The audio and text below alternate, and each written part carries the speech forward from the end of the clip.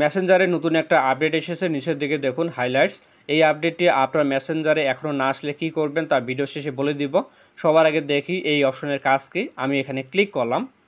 Click করার পর উপরের দিকে দেখুন স্টোরিগুলো শো হচ্ছে, কে কী স্টোরি দিয়েছে তা এখানে আমরা দেখতে পারছি। এটা নতুন কিছু না। নিচের দিকে দেখুন ফেসবুকে মেসেঞ্জারে আপনার বন্ধুবান্ধব কে কী পোস্ট করেছে, কে কোন পোস্ট শেয়ার করেছে সব কিছু এখানে দেখতে পারবেন। যেমন দেখুন একটা নোট শেয়ার করেছে। নিচের দিকে আসার পর দেখুন এই ফেসবুক ফ্রেন্ড তার প্রোফাইলে এই পোস্ট আপলোড করেছে।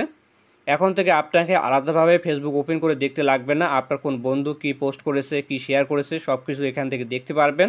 আপনি মেসেঞ্জার থেকে তার পোস্টে রিয়েক্ট দিতে পারবেন, যেমন লাভ রিয়েক্ট আছে, এখানে ক্লিক করলাম। এভাবে তার পোস্টে রিয়েক্ট দিতে পারবেন। এছাড়াও আপনি তার পোস্টে কমেন্ট করতে পারবেন। ছোট্ট একটা কমেন্ট করে দেখাচ্ছি।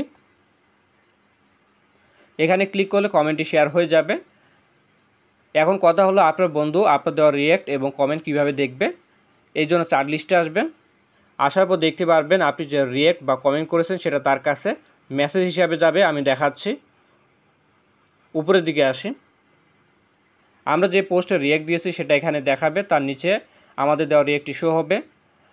এরপর যে পোস্টে কমেন্ট করেছি সেটা এখানে দেখাবে, তার নিচে আমাদের দেওয়া কমেন্টটি শো হবে। ফেসবুকে দেখবেন আমরা অনেক গ্রুপে জয়েন থাকি, অনেক পেজ ফলো করে রাখছি, যার কারণে গ্রুপ এবং পেজের পোস্টগুলোর মাঝে ফেসবুক ফ্রেন্ডদের অনেক পোস্ট আমরা দেখতে পাই না। এখন থেকে কোনো পোস্ট আর মিস হবে না। এখানে আপনার ফ্রেন্ডদের অ্যাক্টিভিটি দেখতে পারবেন। এছাড়াও ফেসবুকের মতো এখানেও যে কোনো ইমেজ বা ভিডিও ফোনে সেভ করতে পারবেন। উপরের দিকে সেভ করার অপশন আছে। মূল কথা হচ্ছে আপনার ফেসবুক ফ্রেন্ডে শেয়ার করা সব কিছু হাইলাইটস অপশনে ক্লিক করে আপনি দেখতে পারবেন। এবার দেখাচ্ছি আপনারা যারা আপনাদের মেসেঞ্জারে এই আপডেটটি পাননি তারা কিভাবে পাবেন। এই জন্য ফোন থেকে প্লে স্টোর ওপেন করবেন। এরপর সার্চ বারে মেসেঞ্জার লিখবেন।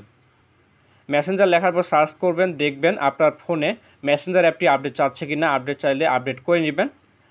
অ্যাপটি আপডেট করার পর মেসেঞ্জার ওপেন করে দেখবেন এই নতুন আপডেটটি আপনার মেসেঞ্জারে দেখাচ্ছে কিনা। যদি তারপরও না দেখায় সেক্ষেত্রে কিছুক্ষণ অপেক্ষা করবেন, দেখবেন আপনিও এই আপডেটটি পেয়ে গেছেন। তো এই ছিল আজকের ভিডিওতে। ভিডিওটি ভালো লাগলে বন্ধুদের সাথে শেয়ার করতে ভুলবেন না। ধন্যবাদ।